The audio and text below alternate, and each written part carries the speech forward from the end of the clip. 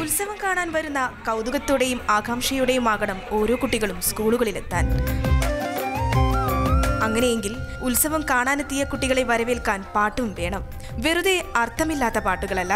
അക്ഷരവൃക്ഷ തണലിൽ ഉത്സവമായി ഒത്തൊരുമിക്കാനും കളികളിലൂടെ കണക്കുകൂട്ടാനും സന്ദേശം നൽകുന്ന ഗാനം സർവശിക്ഷാ അഭിയാന്റെ നിർമ്മാണത്തിൽ ഒരുങ്ങിക്കഴിഞ്ഞു. പുതിയൊരു പുലരി പിറന്നു, പുഞ്ചിരി പൂക്കൾ വിടർന്നു. കാണാപാഠം കാട്ടിൽ കളയാനും കാലിടറാതെ നടന്നു പഠിക്കാനും കവിതകൾ പാടി രസിക്കാനും പാഠങ്ങൾ പഠിപ്പിച്ചു നൽകുന്ന പാട്ടിന്റെ വരികൾ എഴുതിയത് തൃശൂർ സ്വദേശിനിയായ തുളസി ടീച്ചറാണ്. ഗ്രാമക്കാഴ്ചയുടെയും പ്രകൃതി സ്നേഹത്തിന്റെയും കഥ പറയുന്ന വരികൾ കുഞ്ഞു മനസ്സുകളെ മറ്റൊരു ലോകത്തിലേക്ക് എത്തിക്കുന്നുണ്ട്. മഴ നനയരുതെന്ന് അമ്മ പറയുമ്പോൾ മഴയെ കാണാനും നനയാനും പ്രകൃതിയിൽ അലിയാനും ഈ പാട്ട് പറഞ്ഞു തരുന്നുണ്ട്.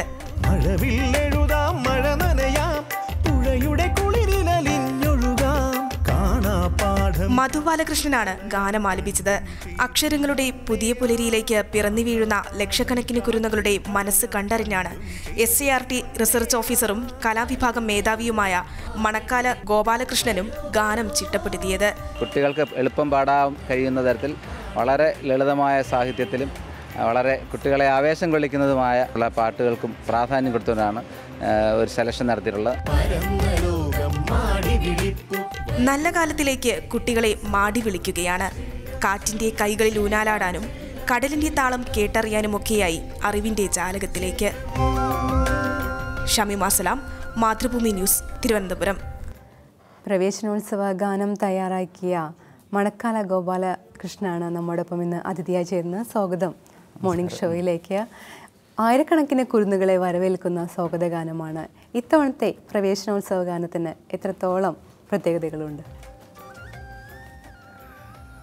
സാധാരണ നമ്മൾ സ്കൂളിലേക്ക് വരുന്ന ആദ്യമായി സ്കൂളിലെത്തുന്ന കുട്ടികൾ വീട് വിട്ട് വരുമ്പോൾ പെട്ടെന്നൊരു വേറൊരു അന്തരീക്ഷത്തിലേക്കാണ് വരുന്നത്. അപ്പം അതിന് ആ അന്തരീക്ഷത്തിൽ കുട്ടിക്ക് ലയിച്ചു ചേരാനായിട്ട് നമുക്ക് വീട്ടിലെ വീർപ്പുമുട്ടൽ നമ്മളുടെയൊക്കെ ചെറുപ്പകാലത്ത് സ്കൂളുകളിൽ പോകുമ്പോൾ അച്ഛനും അമ്മയും കൂട്ടുപിടിച്ചുകൊണ്ട് അല്ലെങ്കിൽ വീർപ്പുമുട്ടുന്ന ഒരവസ്ഥ സ്കൂളിലുണ്ടാവും, കരഞ്ഞുകൊണ്ടും ഒക്കെ ആയിരിക്കും.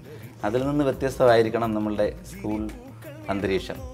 അതിന് പെട്ടെന്ന് സ്കൂളിലെത്തുന്ന ഒരു കുട്ടിക്ക് ആ സ്കൂൾ അന്തരീക്ഷമായി ഇണങ്ങിച്ചേരുന്നതിന് കൂട്ടായിട്ട് ഒന്നിച്ച് പാടുക എന്നുള്ളൊരു ചടങ്ങ് അത് കുട്ടിയെ ഏറ്റവും കൂടുതൽ ആകർഷിക്കുന്നതാണ്. പ്രത്യേകിച്ച് ഒന്നിച്ച് സംഘമായിട്ടുള്ള പാട്ട് എന്ന് പറഞ്ഞാൽ കുട്ടിയെ വളരെയധികം ആകർഷിക്കുകയും കുട്ടിക്ക് ആ അന്തരീക്ഷമായിട്ട് പെട്ടെന്ന് ഇണങ്ങിച്ചേരാനും അവന് സന്തോഷം പകരുന്ന ഒരു ഇടമാണ് വിദ്യാലയം എന്നുള്ളൊരു തോന്നലുണ്ടാക്കാനും കഴിയണം. അതിനനുസരിച്ചുള്ള ഗാനങ്ങളായിരിക്കണം നമ്മൾ തിരഞ്ഞെടുക്കുന്നത്. എനിക്ക് തോന്നുന്നു 100 കണക്കിന് ഗാനങ്ങൾ വന്നതിൽ വളരെ ലളിതമായ സാഹിത്യത്തിൽ നല്ല താളത്തിൻ്റെ ഒഴുക്കോടുകൂടി നല്ല ആയാസരഹിതമായിട്ട് പാടാൻ, താളത്തിലും ഈണത്തിലും പാടാൻ കഴിയുന്ന വരികൾ ആണ് ഈ ഗാനത്തിലുള്ളത്.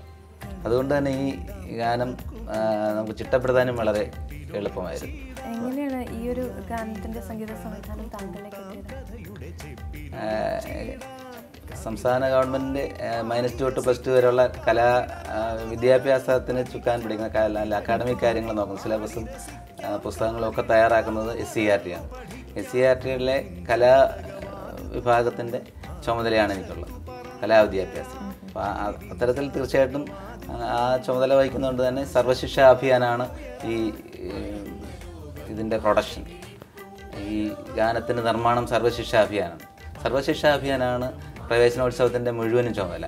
മുഴുവൻ സാമ്പത്തികമായ ചെലവ് വഹിക്കുന്നതും അതുപോലെ തന്നെ സ്കൂളിലേക്ക് കുട്ടികൾക്ക് വേണ്ട കിറ്റുകൾ കൊടുക്കുന്നതും യൂണിഫോം കൊടുക്കുന്നതും അതിനുള്ള എല്ലാ മുന്നൊരുക്കങ്ങളും ചെയ്യുന്നത് സർവശിക്ഷാ അഭിയാനാണ്. സർവശിക്ഷാ അഭിയാൻ്റെ state project officer, state project director Mohandas sir എന്നോട് ആലോചിക്കുകയും അങ്ങനെ കഴിഞ്ഞ വർഷവും ഞാനായിരുന്നു ചിട്ടപ്പെടുത്തിയത്. ഇതൊന്നു ഈ ഗാനത്തിൻ്റെ വരികൾ വളരെ രസകരമാണെന്ന് തോന്നുന്നു. മഴവില്ലിൽ അലിയാം, മഴ നനയാം എന്നൊക്കെ പറഞ്ഞിട്ട് തുളസി ടീച്ചറുടെ ഗാനം അല്ലേ?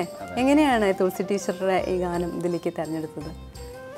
ഒരു വലിയ പ്രോസസ്സായിരുന്നു. ഒരു കമ്മിറ്റിയെ വെച്ചിട്ട്, സർവശിക്ഷാ അഭിയാൻ ഒരു പ്രത്യേക കമ്മിറ്റി വെച്ചിട്ട് അതിൽ ഏതാണ്ട് ഒരു 50ഓളം ഗാനങ്ങൾ ആദ്യം ഒരു സ്ക്രൂട്ടനൈസ് ചെയ്ത് തിരഞ്ഞെടുക്കപ്പെട്ടു. അതിൽ നിന്ന് വീണ്ടും ഒരു തിരഞ്ഞെടുപ്പ് നടത്തി. വീണ്ടും തിരഞ്ഞെടുപ്പ് നടത്തിയ കൂട്ടത്തിലാണ് കുട്ടികൾക്ക് അനായാസം പാടാൻ കഴിയുന്ന തരത്തിൽ എല്ലാ ഗാനങ്ങളും വളരെ മെച്ചതായിരുന്നു. തിരഞ്ഞെടുക്കപ്പെട്ട ഗാനങ്ങളെല്ലാം തന്നെ നല്ല നിലവാരം ഉള്ള ഗാനങ്ങളായിരുന്നു. അതിൽ വെച്ച് കുട്ടികൾക്ക് വളരെ ലാളിത്യത്തോടുകൂടി സമീപിക്കാൻ കഴിയുന്ന വരികൾ എന്നുള്ള നിലയിലാണ് കളിയാടിയിടാം കണക്കുകൂട്ടാം, അങ്ങനെയൊക്കെ കഥയുടെ ചെപ്പിലൊളിച്ചിടാം. അതുപോലെ തന്നെ അതിൽ വളരെ ആകർഷണീയമായ 2 വരികളാണ് പരന്ന ലോകം മാടി വെളിപ്പു വരൂ വരൂ. കുട്ടികളെ സ്കൂളിലേക്ക് കൂട്ടിക്കൊണ്ടുവരുന്ന ഗാനല്ലേ.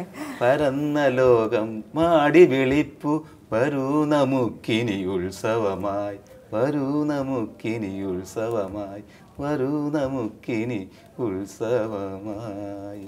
അത് എനിക്ക് തോന്നുന്നു മധു ബാലകൃഷ്ണൻ വളരെ നന്നായിട്ട് പാടുകയും ചെയ്തു. പിന്നെ ഒരു ടീച്ചർക്ക് മാത്രം എഴുതാൻ കഴിയുന്ന വരികളാണത്. കാരണം കണ്ടും ചെയ്തും മുന്നേറാം നമ്മുടെ പുതിയൊരു സമീപനമാണ്. ആക്ടിവിറ്റി ബേസ്ഡ് ക്ലാസ് റൂമിൽ നമുക്ക് കുട്ടിക്ക് ലോകവ്യാപകമായിട്ട് അംഗീകരിച്ചിട്ടുള്ള ഒരു വിദ്യാഭ്യാസ സമീപനമാണ്. നമ്മൾ ചെയ്തറിയുക, അനുഭവിച്ചറിയുക, ചെയ്തു പഠിക്കുക, ആക്ടിവിറ്റി ഓറിയൻറ്റഡായിട്ട് കാര്യങ്ങൾ ക്ലാസ് റൂം മാറണം എന്നുള്ളത്. അപ്പോൾ അത്തരത്തിലുള്ളൊരു മനഃശാസ്ത്രപരമായ സമീപനം ഈ ഗാനത്തിൽ വന്നിട്ടുണ്ട്. ഇതിലെ ഓരോ വരികൾ പ്രകൃതിയെ അടുത്തറിയാനും കാറ്റിൻ കുളിരിൽ അലിഞ്ഞു വരിക,